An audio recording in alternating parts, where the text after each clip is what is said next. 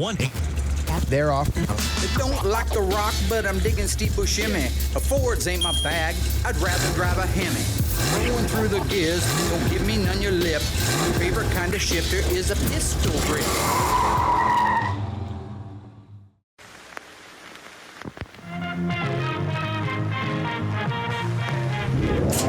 They're coming to get you, Barbara.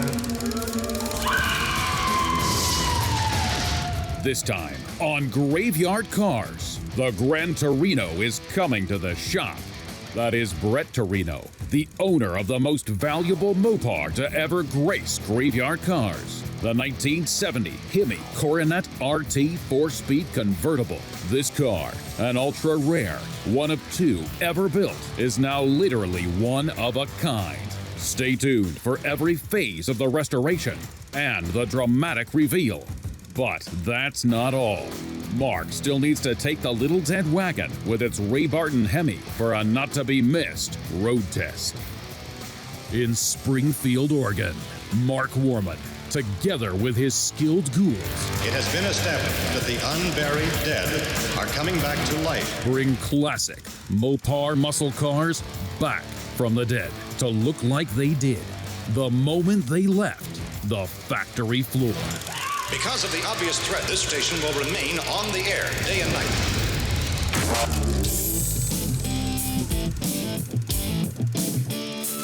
What are on your socks? Are those milk jugs? No, it's a little salt shaker, Okay, Brett's- lime, and tequila. It doesn't matter. Brett's gonna be here in a second. My dad had to leave to run a few errands today. Conveniently, right when Brett was supposed to show up to pick up the car. So I went and chatted with Will and asked him what he thought we should do since my dad left, and he thought that we should go ahead and do the reveal without my dad. And I thought that that was actually a really good idea. My dad's always talking about, you know, us taking the initiative, filling shoes, whatever. So what could go wrong? Just About time text to me, get rid of that so car. you should be here. You all excited, Doug? I'm very excited. Put a lot of work in on that, didn't you? Yes, we did. Well, I did most of it. I did all the prep work on You that haven't car. been That here. is- You're still hungover from Little Creek. Really, Will? Really? Do I look drunk right now? I'm not drunk. What did you do on the car? I did all the prep work. You did nothing. Oh, that's right. You did. I did, remember? That's when I was out there. Look who's there. Come on. Okay, let's go. My dad's not back. It's fine. It's always great to see Brett. I'm glad he's here. He's a huge part of what we do here. He's just an all-around one of my favorite clients that we have, and he's just a great guy to build a car for. It's cold out God. there. We thought we were going to have to freeze to death out there. You know, I mean, like most people that have owned a car, you have a passion for one reason or another. I loved the design of this car. I loved the color of this car. I loved the way this car performed. And when I drove it, it just still drove as a beautiful car, even though it needed work. Where's the big guy? That's right. The big guy? Okay, so my dad had to run across town really quick. I think he had to grab a part or something, but that's okay. We don't have to wait for him. We don't have to wait for him. We can go out. You guys have waited long enough, 5 right? years and I don't get a damn greeting at the door. He'll be here. 5 years. And where is Mark? All this way. 5 hours. But I don't want to make you guys wait any longer. Let's go check it out. This is awesome. This is my first reveal. It looks awesome. It's gonna be awesome. Look who's the dream maker now. We're ready. Come on. So it's really dark, so Okay, come on. hold Will's hand. Don't even hold my hand. I'll hold Really Will's hand. dark. What? He's getting. What? Oh man, you guys, this is like blacked out. I know. We want to play this up for you pretty big. Car's been here a long time, but it's worth it. I'm assuming he's going to show up at some point today. So come Holy over cow. here. I mean, good. I think I'm walking right. You're doing good right I now. think I'm going to Why are walk you holding into his a hand, Will? cab. I'm right Where are right you? here. Arms. I might grab you. I don't know what it takes to make a TV show. You know, I have no clue. I just watch the end result. But doing it when it's dark and asking our camera crew to film in the dark doesn't make a whole lot of sense. So we'll just have to wait and see how the episode comes out. Okay, you're doing good. I don't know Okay, where come over we're here. headed, Right. but Okay, so we got the car. I know you can't see it, but it's I right can't. here in the middle. I can't see a damn thing. No. All right, are you guys ready? We're ready. And then I'm gonna have the display lights come on, okay, Jeffrey? Okay, so 5, 4, 3, 2, 1. Graveyard Carz has just received one of the rarest Chrysler muscle cars ever made, anywhere, anytime. 1970 Dodge Coronet RT 426 Hemi 4-speed convertible. They built 2 of them. You're looking at one. 1970 Hemi Coronet RT convertible is getting disassembled. You're talking about a car that has the wildest engine available, probably the wildest color available. It's a convertible top, it's a 4-speed, it's a super track pack car, and it really is an early version story of a car that was dead in a junkyard, forgotten, and left to die, that came back to life because of somebody like myself 2 or 3 decades ago. Now it's just getting freshened up. This car is, without a doubt, probably the most collectible car on the planet, next to the 71 Hemi Cuda convertible. So the car was abandoned and found in a Canadian junkyard back in the 70s. Oh, really? Motor and transmission were gone to it. Back then, there was a few guys that knew Mopars, right? Not everybody like today because of the internet, but back then. He looks at the VIN number on the fender tag, says, oh, 70 Hemi car. Yeah, looks at the registry, there's none registered, goes and figures out that it's one of 2 made, and he starts building the car back together. The 70 Coronet convertible is one of only 2 RTs with a Hemi. That means we gotta be on our A game. We're reusing a lot of these parts, so everything has to be inventoried and taken good care of. In 1973, this car came with an electronic ignition and an optional sliding metal sunroof on 2-door models. The Sport model had an optional utility package that, when the rear seats folded down, provided 6.5 feet of carpeted cargo area. This car featured simulated wood grain door trim panels, 2-speed wipers, front armrests, and a heater defroster, which was pretty cool. And due to complaints, they renamed the Dodge Demon to the Dart Sport, making it our Corpse of the Week. We're knee-deep on the disassembly of the Hemi Coronet convertible. Remember, that is a 7-figure car, so everything's going good now, but it needs to continue to go good. The little short history on this is Brett Torino had bought the car, I don't know when, and I certainly don't know for how much, but it's an expensive car to put in his collection because he only collects the best of the best. And they went out to start it a couple of years ago, and it dropped its oil pressure and started to make a knocking noise. They thought that it was a spun bearing, so that's when they reached out to me and said, well, listen, it's got a dent in the fender, it's got some updates that need to be done to it. Let's just send it up to Market Graveyard Cars. You know, walking around the car and looking at it, I had no reason to believe that there were any real hidden sins underneath it. I had every reason to believe that it was going to be a very, very nice, solid, original metal underneath that paint. After taking our time and getting it completely disassembled and everything bagged and where it was supposed to be, it was time to send it off and have it dipped. Truly, it wasn't until we got the car back and setting in the shop it bare, raw, that we could see all of the previous sins. It wasn't that somebody did a bad job, it was they did all that they could do with what they had when the car was built so many years ago. The quarter panels that were on the car were replacement quarter panels that were put on over the top of the originals. Now, I don't mean all the way down that they just stuck it on, but instead of seaming it at all of the openings, like the roof opening and the door openings, they just stuck it over the top and filled it with mud. So when we took the quarters back off so we could install them correctly, that's when we had to fix all the little problems on it. There was a section of rocker that was destroyed, and they don't make that rocker. 70 Coronet, nobody makes that, not rocker, but the quarter panel itself. Nobody makes that. So Brett came out to take delivery of his 1967 GTX. This is the convertible, blue, white top, blue interior, 4-speed car. Very, very rare car. One of his favorites of all time. So while Brett was here, he wanted to check out the Coronet, the convertible. So we went out back. We have it underneath our shelter area. It was covered up with a car cover. He spent some time looking at it. I had to show him some of the things that we were dealing with, some of the things that I anticipated. But, you know, rather than being upset that we're frankly a couple years behind, I know everybody that has a car here knows we're at least a couple years behind. Yeah, he was really receptive to all the things I talked about on the car, and I think appeased with where we're at on the car at this time.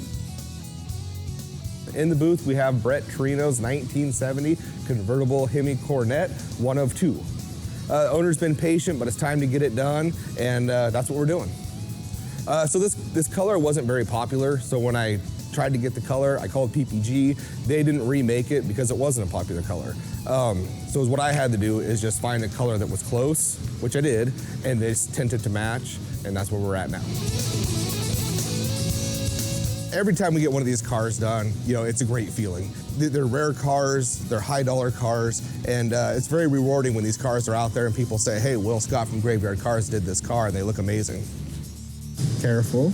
Good. Okay, so I just finished the cut and buff on Torino 70 Coronet. That looks good, William. Thank you. Very good. Thank you. You're welcome.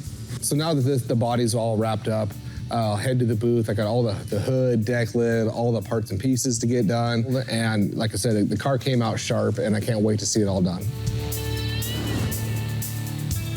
Painted them, came out great, got them buffed to perfection, and now we're gonna put them on. So it's mainly just go over there, bolt them on, a little tweak here or there, and they fall right into place. Actually, it's not bad right where it's at on my side. Keep going. Cool, color matches, we're done. You know, those are a really cool grill. Now on the Coronet RT, it has that red band that also goes with it. So we had to redo all of that stuff. We had to do the paint, the Argent Silver paint, had to do the red on it, but it was a very nice one to start with. The chrome bumper, it was beautiful, so we didn't have to replate it. And that was one of Brett's questions was, can we save some of the originality of it? And we were able to do it with that. One of the other big bruises on this car when we first took it in was the convertible top. The material itself was the wrong material. Somebody, when they had done the restoration on it, put the 67 earlier style, they call it a pinpoint. It's literally like that, the little points of a pin would come up. So it's real gritty when you run your hand across it. The last year for that type of material was 1967. 1968 and on up, they used the crush style. So we had to replace that. In the process of replacing that, you want to do the mechanism, very important. So we got it hanging up there. I went through, sanded it out, fixed a couple of dings. Like I said, it was really nice to begin with. Painted it black, and then I clear coated it with a semi-flat clear. Now that it's all painted and 100% dry, I'm gonna roll it back so we can get going. So we hit our benchmarks with the convertible top and having the bumper assembly and stuff like that put on the car. So it's at a point now where we can put our front suspension, rear suspension, start putting that car together from a drivetrain standpoint. All right, let's move that bad boy in. Very nice, okay.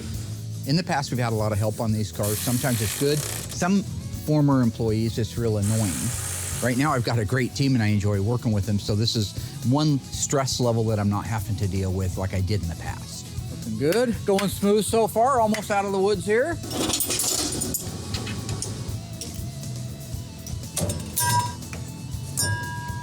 Beautiful. Nice work, guys. Okay, our shocks are in place. Right now, we're gonna move to the front, gonna get the engine and the transmission loaded up in front of the car. Let's roll in. So steer it best you can underneath. Once we get it under there, we'll go ahead and reset. Okay, let me get an eyeball in the center here. So when it comes to the RB engines and the 426 Hemi, the Elephant, it's a tight squeeze in these cars. So you have to be careful. You have to orchestrate every move. Make sure that somebody's watching both inner fenders so that the valve covers or the exhaust manifolds don't hit the aprons or hit the power steering or have the power steering pump actually hit the apron. Something's gonna hit somewhere. So you have to have a lot of eyes on it and be very careful. So it's never been easy in the past. It's no easier now. Pretty close? We did it. Great.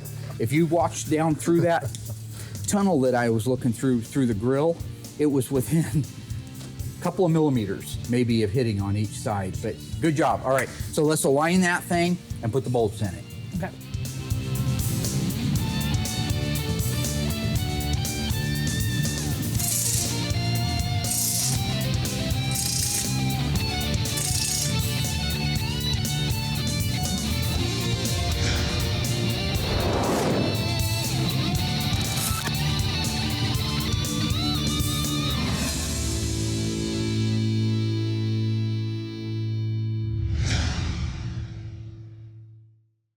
How much cargo space did the optional utility package available on the 73 Dart Sport offer?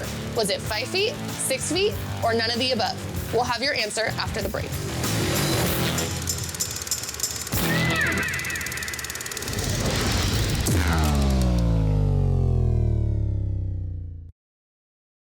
So, how much cargo space did the optional utility package available for the Dart Sport offer?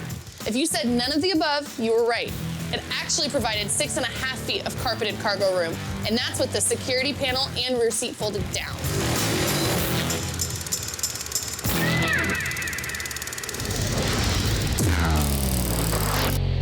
I'm excited to announce that we're getting really close on our Coronet. So this is our 70 Coronet RT, 426 Hemi, 4-speed convertible. Now remember, this is the only one left on the planet like it.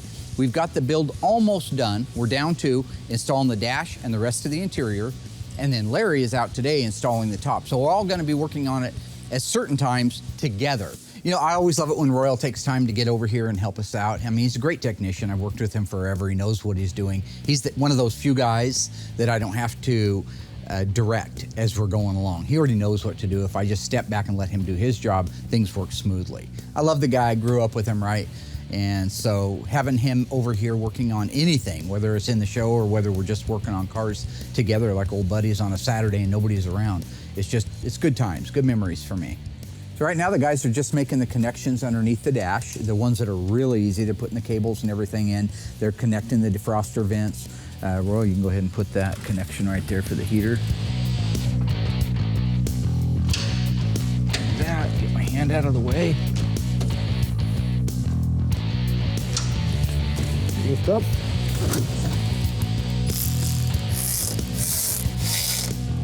Nice work, gentlemen. That's how it's supposed to go. Good work, Rooster. Well, you're just a crazy man. You will all right. Yeah. There are certain things that you just really enjoy the hell out of. And something like that that's in place that's that beautiful, you enjoy it. You just have to. If you don't, something's wrong with you. It's like Dougie. I think something's wrong with Dougie.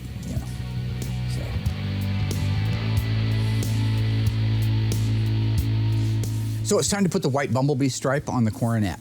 I'm gonna have Alyssa help me. I doubt very much that she'll do a whole lot of hands-on stuff, but every single time she helps me and she sees the process, and then sooner or later that will rub off on her. So when she's ready to do her very first decal on her own, she'll remember all those hurdles that I had to go through and know that I wasn't just doing it for the exercise. Every single thing mattered. You wanna make sure that the side marker opening is right in the center of the decal.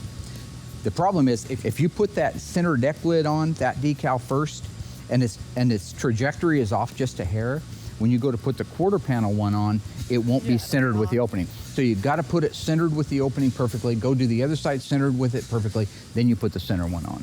The only thing is right now we're trying to beat the heat. We're having 100-degree days here, so the speed in which I have to move putting this decal on is fast, and when you're doing fast, you know, you always take a chance of damaging something. So just be diligent, work hard, work fast on it, make sure that you get everything squeegeed out in that first pass.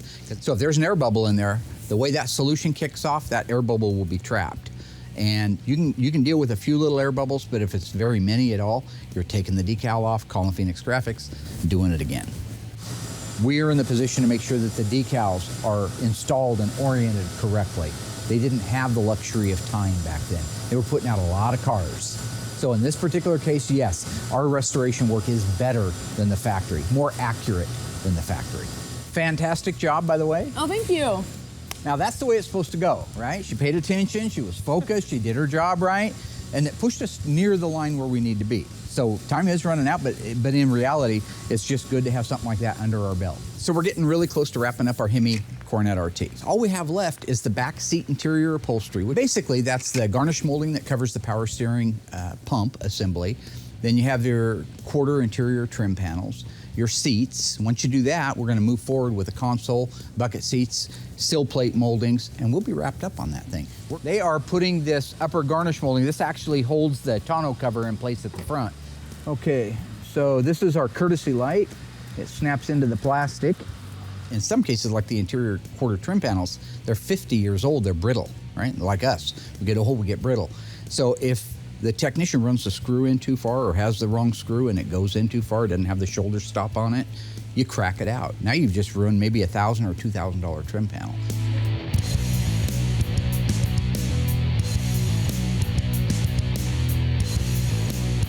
All right, that's beautiful. All right, looking good. Just like that. So now they're putting the center console in. Awesome. And just like that. All right, now we're ready to go on to the seats.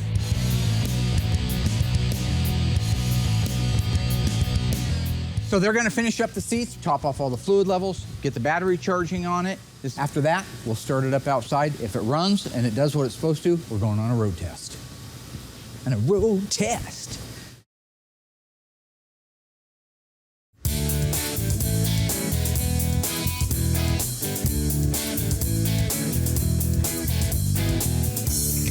It's October 1969. You've been saving your money for a brand new car. You're at Eugene Dodge. On the showroom is this beautiful, all-new 1970 Dodge Challenger. It has a 446 pack, a 4-speed transmission, a 410 Super Track pack. It's painted beautiful B7 blue, B5 interior with a white bumblebee. On the other side of the showroom is a gorgeous 1970 Dodge Coronet RT Convertible. It features a 426 Hemi that puts out 425 horsepower. It's a 4-speed transmission, 410 Super Track pack. Which of these two cars would you lay your cash down for in 1969? Go to graveyardcars.com and cast your vote. We will announce which car got chosen next week live on Facebook. Don't forget to tip the salesman too. It's not a real cigar, just method acting. So far, we've witnessed the arrival and restoration of the most valuable car to ever darken the graveyard gates. The ultra-rare, one of two, and only surviving 1970 Hemi Coronet RT 4-speed convertible. Still to come. With a majority of the restoration complete, Mark and Royal are ready to take this 7-figure car on its first road test. And Brett Torino is anxiously awaiting the reveal. But that's not all. Mark still has to take the little dead wagon for a not-to-be-missed road test.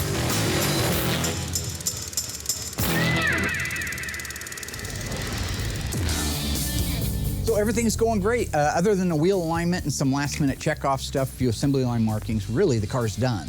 Royal's still here, thank goodness. I want to go for a ride with him. I want to see that wind ripping through his hair.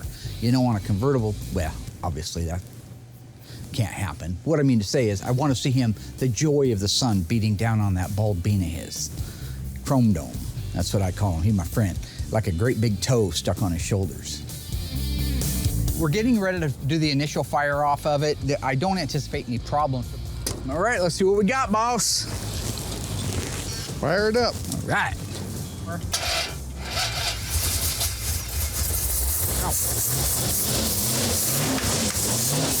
Woohoo! Yeah.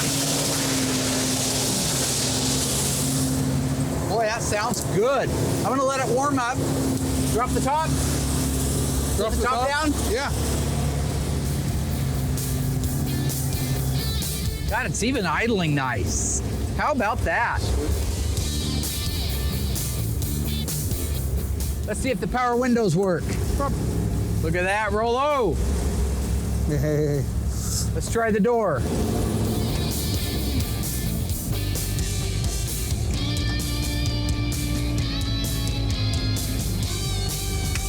All working, Rollo. Nice.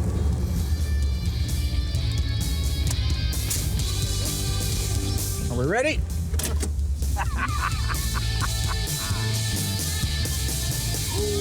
Yeah. There it is. Oh, that feels good. Feel solid, brakes. Feels good, yeah. Brakes are good. Doug's been doing a great job. Doug's got those things dialed in. Look at that. That thing shifts like butter. Listen to that. No whining, no howling, no growling, no nothing. Everything just is solid. Just feels solid, doesn't it? Listen to that first gear. Wow. Track's nice. Look at the steering. Pretty good for a first-time guest. So on the Coronet, it really is a joy to drive. It hasn't even been aligned, but when you talk about the engine, runs beautiful. Scott Smith did a beautiful job rebuilding those carburetors. Those are difficult carburetors to make right. That engine runs beautiful. Everything looks like it should, runs like it should. Pass-on performance, they did the transmission for us, shifts like butter. Absolutely. And a lot of them don't, especially getting to the Hemi 4-speeds. They're a bit of a clunker. This thing really shifted nice. Everything on the car, run, drove, tracked, shifted, sounds beautiful. It's a over-the-counter replacement block. There's no VIN on it. It's a 1972 over-the-counter replacement Hemi, which is good compared, you know, I mean, perfect would have been the original engine in it, but doesn't work that way, right? But it had that one in it, and we sent it out and had it built, put it back together again, and boy, it sure feels good. That sounds good. Oh, I love God, that's that dual fours, man. Nothing like it. Boy, that just feels good right there. Like usually you let the clutch out and all kinds of weird things happen. But boy, that track's nice. I think Brett will love the car for a multitude Absolutely. of reasons. It's a gorgeous car, it's stunning color, it's right. We matched it against an original panel, so we know we've got the right color. The body and the paint is as good as you can do on a car, so, you know, I'm not bragging, I'm just saying it's as good as you can do on a car. Those are 410 gears, and it feels like it would pull for a long time. Oh, yeah. Wow. This is like the old days, except we never had anything this cool. No. What was Well, the we coolest thought car we we did. had as kids? Every car we had was cool. I know, right? You know, for just first putting the car together, we haven't even had the alignment done on it. I mean, that was like, I just wanted to ride around with Royal, so it wasn't quite ready to go driving, but boy, you wouldn't know it to drive it. Everything on the car worked.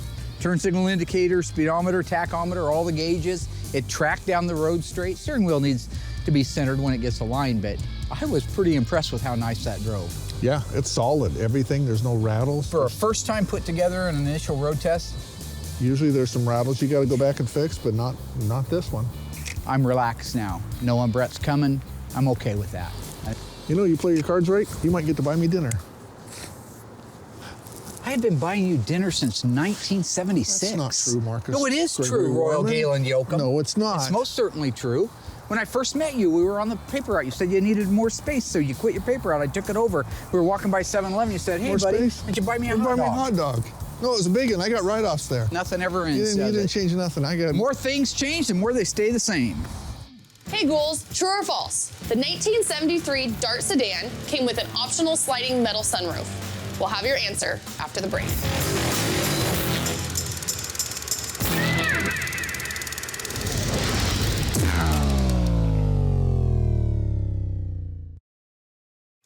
Moment of truth, guys. Did the 1973 Dart sedan come with an optional sliding metal sunroof? If you were paying close attention to our Corpse of the Week, I already told you. You know that the sunroof was only available for the 2-door models.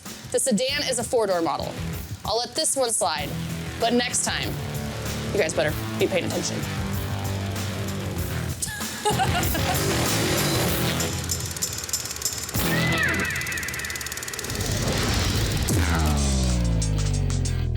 Alyssa worked with me a couple of times in the past on doing assembly line markings and information labels.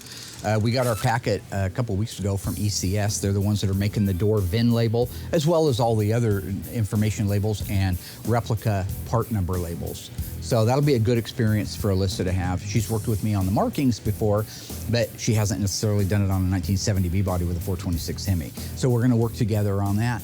That's gonna be one of the last things that car needs. We're going to start with the rear axle. So we actually need to flip through to 13-9-28. So we can start just where he does. We can go with the numbers first.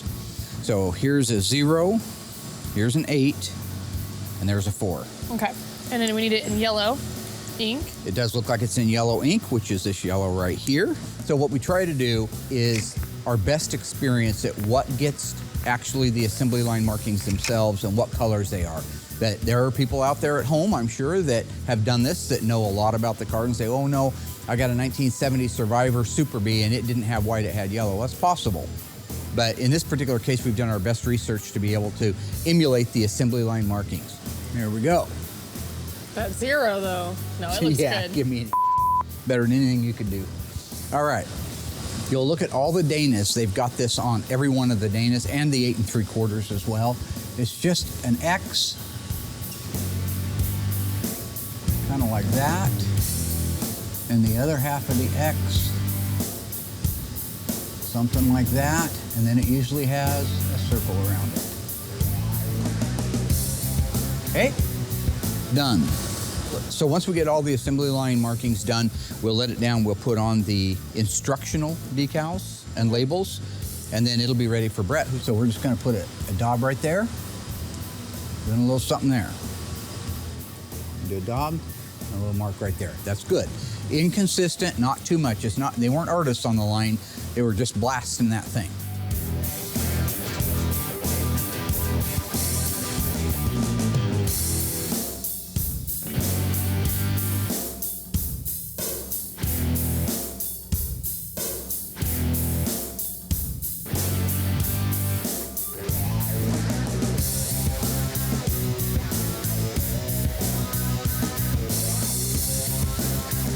Okay, so we have all of the assembly line markings done. I'd like to say very good job. Thank you. We didn't even fight very much. Not too much insulting going on there. That's a good thing.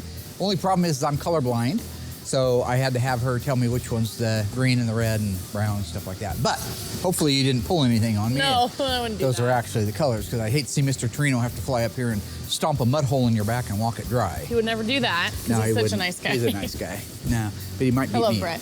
He's awesome people. Okay. We're going to be putting the information labels on next. These are the labels that the manufacturer put on them that let you know what the curb idle, the air fuel mixture would be on the engine itself. The door VIN label. So some more fun. I am ready. Aim, go. fire. We're going to start with the door VIN label. Okay. See how it fits here. If we wanted to put it right there, how does that fit? Good. Fits nice, doesn't it? Mm-hmm. We'll pull the back off.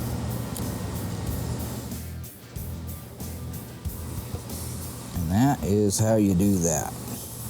Voila. I want to be able to drop the convertible top down Okay. and be able to put the rest of the labels on. But first we have to put the warning label that goes on the header. So go ahead and get in the passenger side. Okay, get that out of the way. There. So that label goes right here. Go ahead and set it up there. Not your hand, the label. I'll have the label. Well, get the label. We need the label. I know, but you didn't tell him.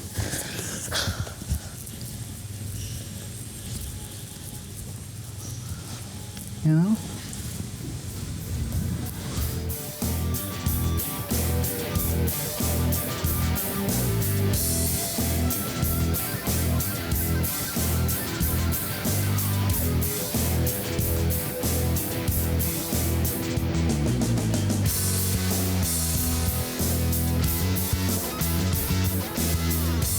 So I think that everything went great.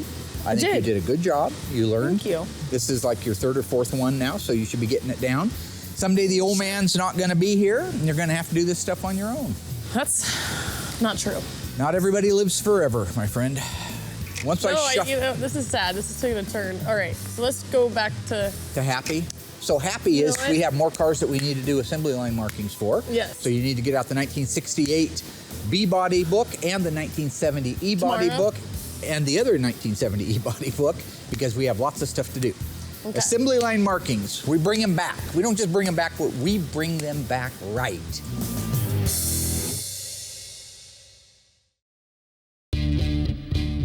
So this is D-Day. Brett and his girlfriend are coming up to check out the 1970 Dodge Coronet. He's been waiting a little while on that car. So this is a really cool reveal I have planned for him. One of the things I have to do is go across town. Holly ended up sending me the replacement fuel pump, if you remember, when we were down at SEMA. Somebody left the switch on, burned up our fuel pump. Well, I got the new one, but we've lost, amazingly, the connections for it. So I got to go across town and pick up all the couplings. I'm going to go do that. We should end up showing up here at the same time, but if he shows up early, I want Alyssa to spend a little bit of time just kind of schmoozing him, keep him out of the shop, so when I get back, we can do the big reveal. What did you do on the car? I did all the prep work. You did nothing. Oh, that's right. You did. I did. Remember, that's when I was out there. Look who's there. Come on. Okay, let's go. My dad's not back, so it's fine. You know, Mark's out of the shop right now, so Alyssa wanted to go ahead and just take over the reveal and do it herself. Whatever, not that big of a deal. I kind of get where it's funny. Where's the big guy? That's right. The big guy? Big guy. Okay, so my dad had to run across town really quick. I think he had to grab a part or something, but that's okay. We don't have to wait for him. We don't have to wait for him. We can go out. You guys have waited long enough, 5 right? years and I don't get a damn greeting at the door. He'll be here. 5 years. And where is Mark? All this way. 5 hours. But I don't want to make you guys wait any longer. Let's go check it out. This is awesome. This is my first reveal. It looks awesome. It's gonna be awesome. Look who's the dream maker now. We're ready. Come on. So we're gonna, it's really dark, so Okay, come on.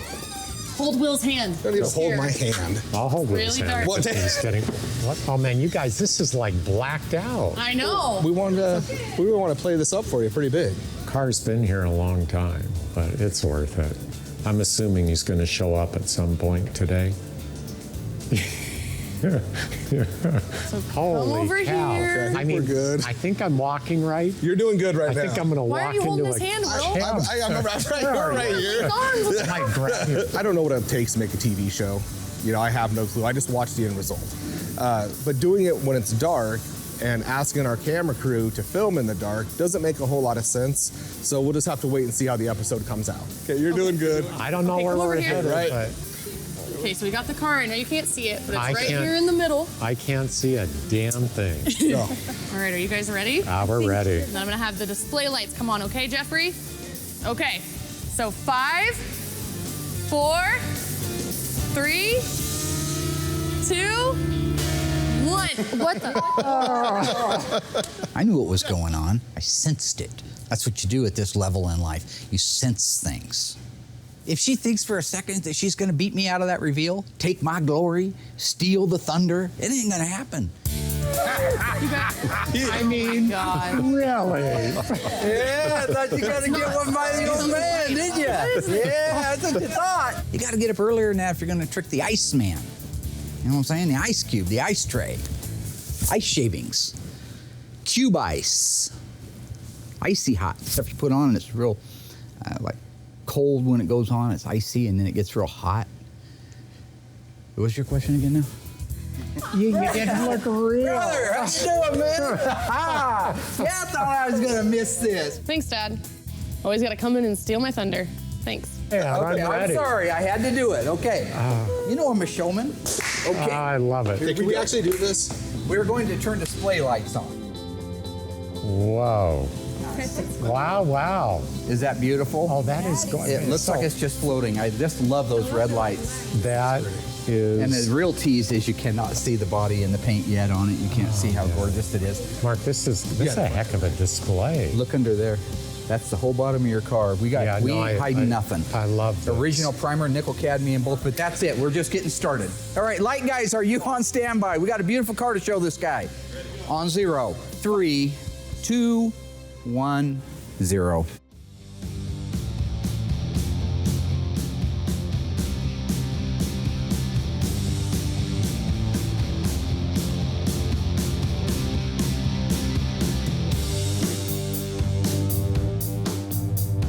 Yes. Look at that. Wow.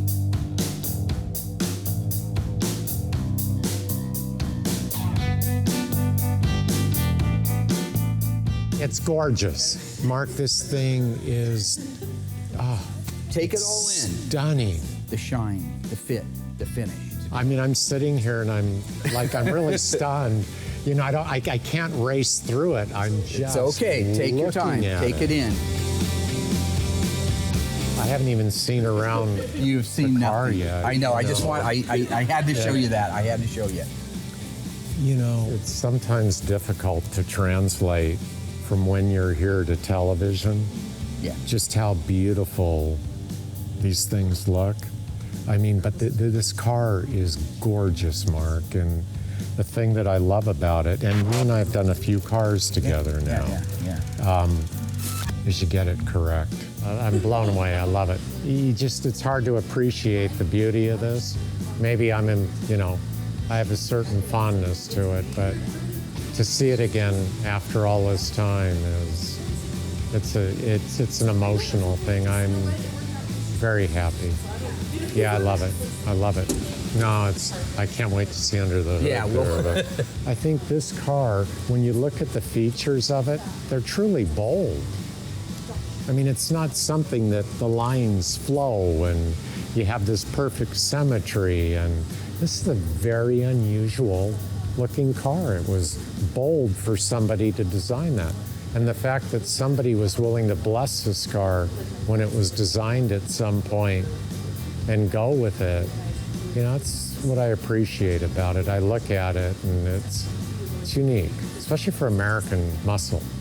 This is just stunning, Mark. Every single thing is exactly the way it appeared in 1970 when it rolled off the assembly line. You look at these, especially, collecting cars a long time, there's nothing like these Hemi motors. It's a work of art. I mean, the outside of the car is one thing, but there is no room. But when you see it in there, you think, wow. Yeah, it's got to be a bear putting this thing in there. It is beyond a bear putting it in there. Yes. So when you look back to the beginning of the season and you look now and you realize that this is the last reveal we'll do this season, it takes a lot to get where we're at. We did some really great cars this year, and each one of them takes its own amount of time. So when I look back and I see the Charger, the 68 Charger, really cool car, or the Duster, the cool first ever Graveyard Dreams Duster. And while we were doing all of that, we got this car done, and we got it done right, and we made no compromises. Don't forget our little dead wagon, because that was a big project too. That's what we do at Graveyard Cars. What did you think? I loved it. Yeah? What's there not to love? It's a gorgeous car. Oh my God, you know, it's, I gotta tell you, this I love. I love it so much. But when I look around your shop, every one of these cars, you know, it makes you understand why you do this. Brett's a diehard Mopar guy, has been probably since he had air in his lungs. One thing that you'll notice is Brett has not driven his car yet.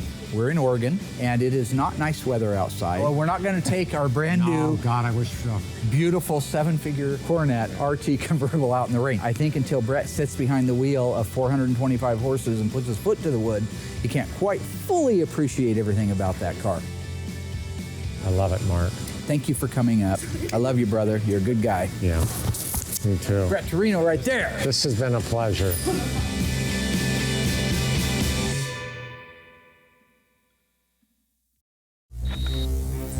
With the 1970 Dodge Coronet RT done, we can now move over and put the fuel pump on our A100, the little dead wagon. That's how I like to look at the camera when I'm talking about a little dead wagon. Get that on there, fire it up. If everything goes like it's supposed to, we can go for a test drive. And I am so excited because I have not gotten to drive this vehicle yet.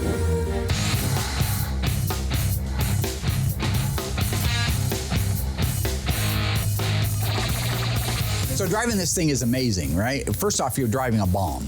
I feel like Wile E. Coyote driving around on a skateboard with a rocket strapped to it. I mean, it's just not gonna work out good one day. But just playing with it a little bit, hitting the throttle. Remember, it's got 923 horsepower, and it's going right to the ground. I mean, there's no slop. Monster transmission, 727 torque flight that just shifts like that, like lightning, right? Ray Barton, 923 horsepower. Holley, dual Holley carburetors with a 871 blower shop supercharger on it. Diamond brand pistons, Milodon oiling system. I mean, you name it, this thing is built. This thing is ready to rock and roll. Out on the road, you know it's ready to rock and roll because every time you hit the gas, the front end comes up in the air and I get scared because I'm not used to doing wheelies down a track. If I had a motorcycle, it's different. This is a big rig. This is my town, right? I grew up here. All of the memories that I have in life are of this town and these roads. And I was thinking that, you know, I built this model when I was a little kid over on 14th Street. When I'm driving it, I just kind of flash back to that. So, you know, here I am, 56 years old, driving the same streets that I walked and drove as a kid, driving a real live version, my own version, of a model that I actually built. So, but at 56, I've made at least one trip back around. So I'd be anxious to see where I'm at when I'm 66. There's some other stuff I want to build. There's some really neat cars that I remember as a child building the models. The Boot Hill Express is one of them. Christine's another one. So with that sentimental crescendo, I'll just say, season 11 is starting next. Absolutely best one. I've said it every year, and you know what? I've been right every year. So stay tuned. We've got a lot of cars, a lot of really great stuff. Same familiar faces. Thank you for your support. We look forward to seeing you.